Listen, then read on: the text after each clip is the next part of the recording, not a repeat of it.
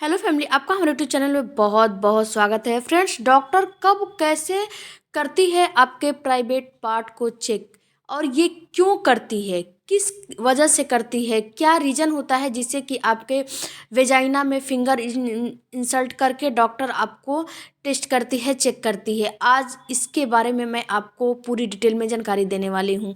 Friends, होता क्या है, सबसे पहले आपको ये समझना है कि जब आप एक महिला प्रेग्नेंट होती है, जब आप प्रेग्नेंट होते हो और पहली बार जब प्रेगनेंसी कंसीव करते हो, तो आपके मन में बहुत सारी बातें चल रही होती हैं, बहुत सारी चीज़ें चल रही होती हैं कि क्या होगा, कैसे होगा, कैसे मेरी डिलीवरी होगी, सीजर होगी, नॉर्मल होगी, बहुत मतलब ए टू जेड बहुत सारी बातें होती हैं।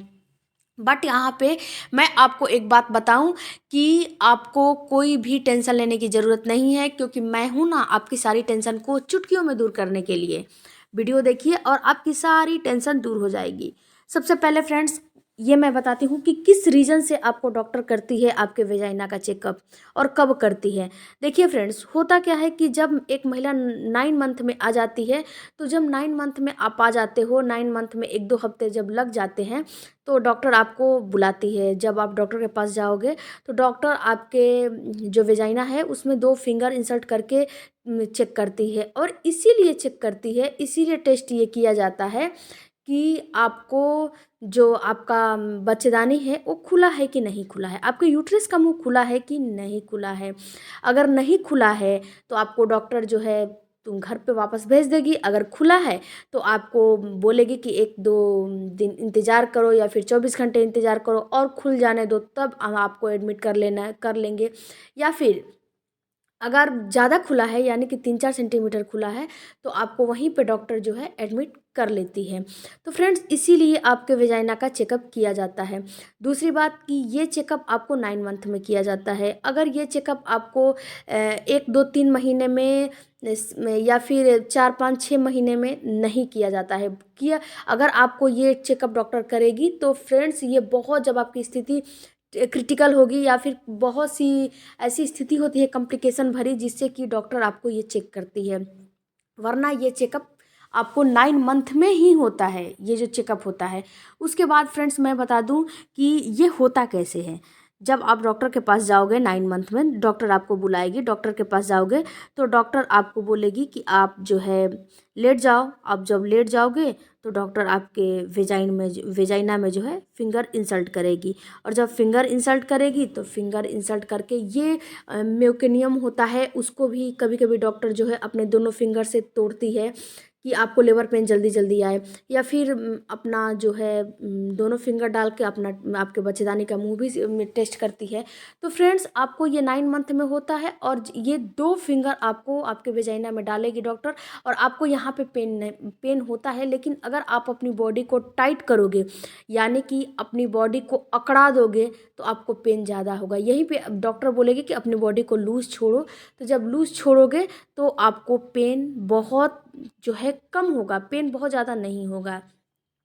इसके अलावा फ्रेंड्स, मैं आपको बताऊं कि कितनी महिलाएं जो है शर्माती हैं। तो देखिए फ्रेंड्स, पहली बार जब डिलीवरी होती है, तो महिलाओं में ये झिझक होती है कि अरे मैं ऐसे कैसे कर सकती हूँ, ऐसा नहीं हो सकता। लेकिन आपको शर्माना नहीं है, क्योंकि अब आप एक बेबी की माँ बनने जा रही हो। तो आपको शर्म हया सब दूर रख देना है, क्योंकि एक बच्चे की माँ बनने जा रही हो। और डॉक्टर से खुल के जो भी आपको सिचुएशन है खुल के बात करना है। और कितनी महिलाओं का ये भी भ्रम रहता है कि क्या उसमें ब्लीडिंग होती है। तो देखिए फ्रेंड्स, अगर आपकी डॉक्टर जो है आपका कितनी महिलाओं का ब्लीडिंग हो भी सकता है, कितनी महिलाओं का नहीं भी हो सकता है। लेकिन हाँ, डिस्चार्ज काफ़ी ज़्यादा आने लगता है जब डॉक्टर चेकअप करती है उसके बाद। क्योंकि कभी कभी डॉक्टर मैंने पहले ही बताया कि मेक्यूनियम जो है तोड़ देती है।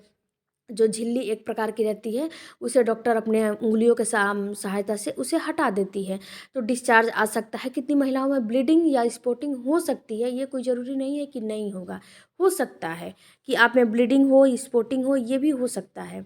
इसके अलावा फ्रेंड्स, कितनी महिलाएं ये समझती हैं कि जब मेरा फिंगर इंसल्ट होगा, तो क्या मैं उसी समय में एडमिट हो जाऊंगी, तो नहीं, उस समय आपको हो सकता है कि अगर आपके बच्चेदानी का मुंह 4 सेंटीमीटर खुला हो तो डॉक्टर एडमिट कर ले, नहीं तो आपको घर भेज के बोलेगी कि अभी आप 1 हफ्ते 2 हफ्ते रेस्ट करो, इसके बाद जब लेबर पेन आएगा, जब जाओगे डॉक्टर के पास, तो आपके हॉस्पिटल में जो डॉक्टर रहती है तो वो तो एक बार चेक करेगी, लेकिन जो डॉक्टर का स्टाफ रहता है, जो नर्सेज रहती हैं, वो आपके फिंगर में, जो आपके वेजाइना में फिंगर बार बार बार बार इंसल्ट करके टेस्ट करेंगी कि आपका बच्चेदानी का मुंह कितना खुला कितना नहीं खुला, और उस हिसाब से आपको ड्रिप और दवाइयों का डोज दिया जाता है ताकि आपके बच्चेदानी का मुंह जल्दी से जल्दी खुले, लेबर पेन जल्दी से जल्दी आए और आपकी डिलीवरी जल्दी से जल्दी हो। क्योंकि डॉक्टर भी नहीं चाहते कि आपको झेलाएं, आपको इतना देर रखें, कम से कम 2 दिन 3 दिन या फिर 24 घंटे रखें,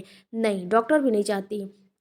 इसके अलावा फ्रेंड्स मैं बता दूं कि ये काम आप लेडीज़ तो करती ही हैं, कभी कभी जेंट्स भी करते हैं, तो इसमें आपको हिचकिचाना नहीं है। जहाँ पे आपकी डिलीवरी होती है वहाँ पे जेंट्स भी मौजूद होते हैं, जेंट्स भी ये काम करते हैं। जो है हम लोगों के साथ जेंट्स भी रहते हैं, तो जेंट्स भी ये काम करते हैं। तो आपको बिल्कुल भी हिचकिचाना नहीं है कि अरे ये जेंट्स है मैं कैसे करूँ, नहीं, आपको कुछ नहीं समझना है, केवल आपको ये सोचना है, ये समझना है कि मेरी डिलीवरी अच्छे से हो जाए, मेरा शिशु मेरे पास अच्छे से आ जाए। इसके अलावा आपको कुछ नहीं सोचना है कि आपका चेकअप जेंट्स कर रहा है कि आपका चेकअप लेडीज़ कर रही है। क्योंकि देखिए फ्रेंड, जहाँ ये चीज़ होता है वहाँ जेंट्स, पहले तो जेंट्स नहीं रहते थे, लेकिन अब जेंट्स और लेडीज़ दोनों रहते हैं। ऑपरेशन थिएटर में भी जेंट्स लेडीज़ दोनों रहते हैं, और नॉर्मल डिलीवरी में भी जेंट्स लेडीज़ दोनों आ गए हैं। तो आपको किसी भी प्रकार का हिचकिचाहट नहीं रखना है और किसी भी प्रकार का शर्म हया नहीं रखना है, और डॉक्टर जैसा जैसा बोलती है वैसा वैसा करिए। और इसीलिए आपके फिंगर में, जो आपके वेजाइना है, उसमें 2 फिंगर डाल के डॉक्टर इंसल्ट करके देखती है कि आपके बच्चेदानी का मुंह कितना खुला कितना नहीं खुला, आपका बच्चा कितना है कितना नहीं है, कितना आया कितना नहीं आया, उसका सिर भी देखा जाता है जब आप हॉस्पिटल में एडमिट हो जाते हो। तो फ्रेंड्स, आई होप कि ये बातें आपको समझ में आ गई होगी, तो चैनल को ज़रूर सब्सक्राइब कीजिए। कोई भी क्वेरी है कमेंट बॉक्स में ज़रूर दीजिए। मिलते हैं अगले वीडियो में। Thank you for watching, bye bye, take care.